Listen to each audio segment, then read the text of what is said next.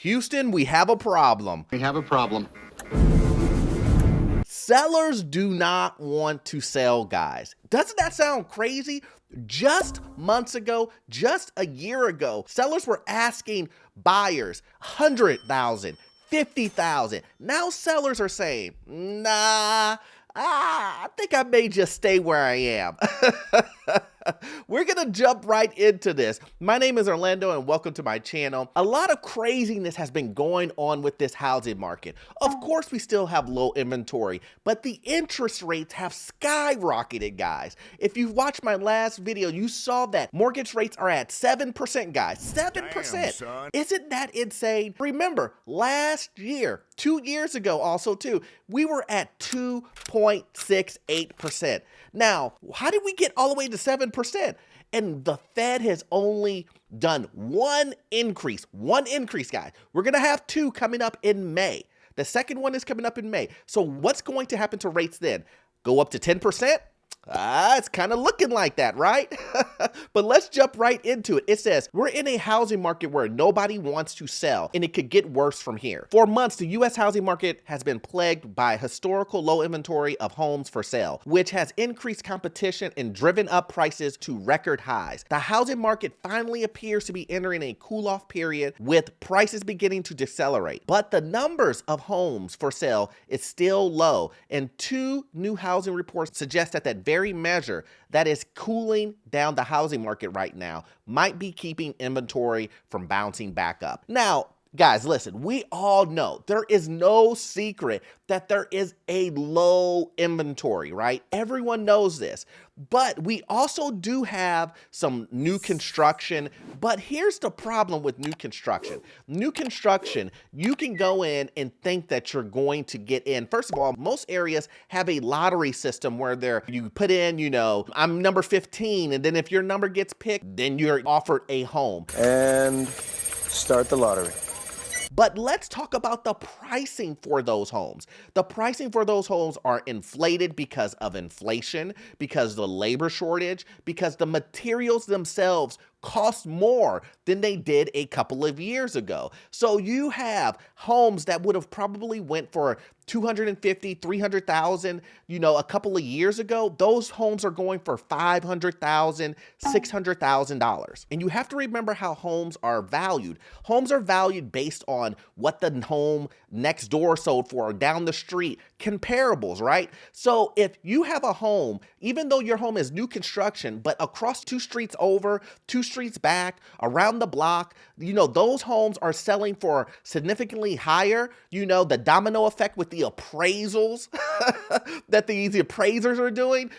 One appraiser says it's 250, then the next house says it's 300, and then it continues to go on and on this domino effect until you get topped out at the market at $600,000 for a home that is probably not even worth $300,000. We are there.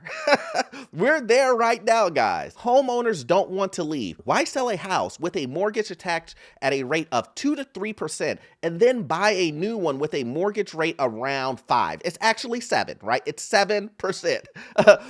That's the question the market is posing to potential sellers now. Maybe it shouldn't be a surprise they don't want to sell. Competition for houses has begun to cool down as demand has died down. Since there's been record high mortgage rates in the first months of 2022, the surge of the demand for new housing over the past 2 years must have been fueled in part by the then low mortgage rates after the Federal Reserve lowered rates in response to the pandemic. Now, once again,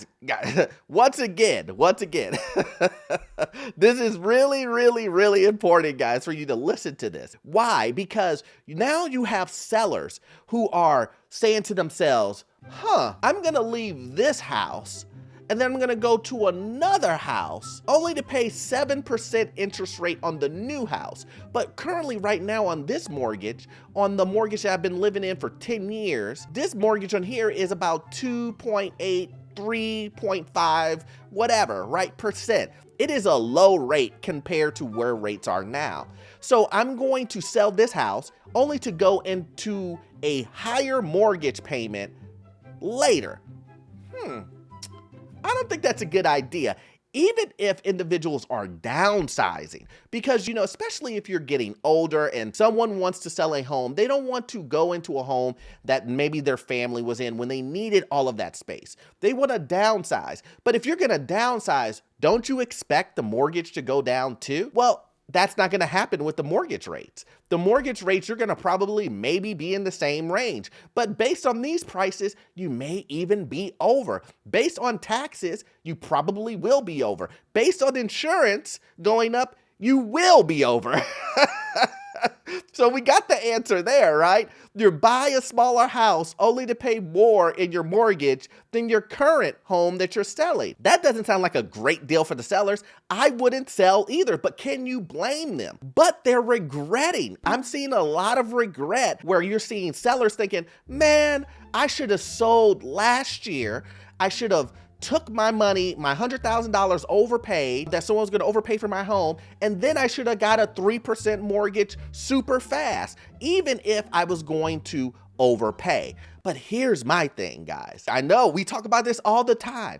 I don't care if you're going to get $100,000 from selling it and you're going to jump into a 2 to 3% mortgage.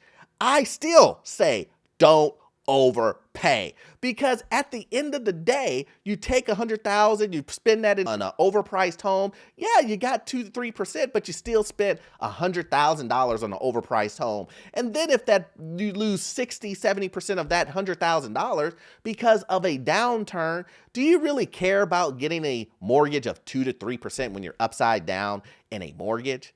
I don't think so. But what are we starting to see, guys?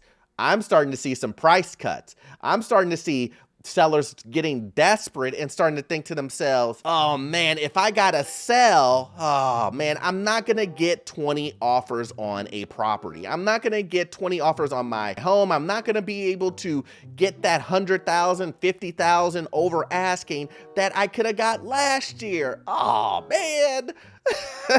That's what I'm starting to see. You can go search on Zillow right now and you'll see price cut, price cut, price cut. But don't let that fool you guys. Don't think that this is the downturn I've been talking about. You will get tricked into thinking $10,000 off a $100,000 overpriced home anyway. Have you guys ever been to a clothing store and they say 50% off, but then you come to find out that they were already, 400% over margin, so they 50% off, really? They still are winning? That's what the housing market is looking like right now at this moment. Don't be fooled. Now it says, if you own a home right now, it is probably worth cost, according to cost, based on some survey, a government-sponsored mortgage agency, Fannie Mae. The survey found that 92% of current homeowners, regardless of income level, believe that their home is somewhat very affordable. So that means that sellers are thinking right now, if I leave this and this is affordable now, if I go to the next one, it won't be affordable. Low mortgage rates used to be the buffer that justified home purchases even when home prices were high. That buffer is now gone, as most current homeowners are enjoying fixed rates far below what they would have to deal with should they decide to move. That's just kind of the way it is right now. But we need this, guys. I know a lot of you guys are like, what about when I want to buy a home? Like, I don't want to pay those rates. So you have to wait for the rates to go down. Now, we need this because if we did it, if the rates were low, the prices of homes would continue to go up and inflation would continue to go up. And that's just not going to happen. The government isn't going to allow that, so they're going to raise rates. Homeowners are holding onto their homes for longer because moving and finding a new home in the current market is too expensive. That's what we just talked about. It's just not in the seller's best interest. Personal financial standpoint, the decision is probably wise. I agree. Higher mortgage rates and lower demand for homes is help cooling the housing market, but increasing inventory is critical. Now, yes, of course, increasing inventory is critical, and we're going to see home builders try to push building more homes. We know that. But what do we need to happen here, guys? At the end of the day, what is going to happen? Well, we're going to continue to see inflation go up. The Fed is going to increase rates to try to bring that down. Remember, we still have not fixed the issue of people still getting paid the same income and things continue to rise. We will start to see a slowdown in the market, in consumer buying and things of that nature. We will have a market downturn. And what happens in a downturn, guys? You know what happens. The housing market suffers. That's just what it is. Stocks will go down, housing will go down, everything will go down. Now, will there be a bounce back? Of course there will. Of course there will. But you need to take advantage of the opportunity when it comes down. What do you need to do? Get into the market, rent? I don't know. Whatever fits your scenario that works best for you, that's what you need to do. But once again, guys, I just want to let you know, this is not a doom and gloom. This is just to keep you updated so you can make the best decision for you and your family. But I'm gonna need you to watch this next video here. It will help you learn all things about this crazy housing market, get into your first rental property. Also, check in the description below. I got my membership. I also got the foreclosure list, my free foreclosure list. So make sure you click on that and get on that list so you can see some foreclosures if they come up, guys. I'll see you in the next one. Thanks.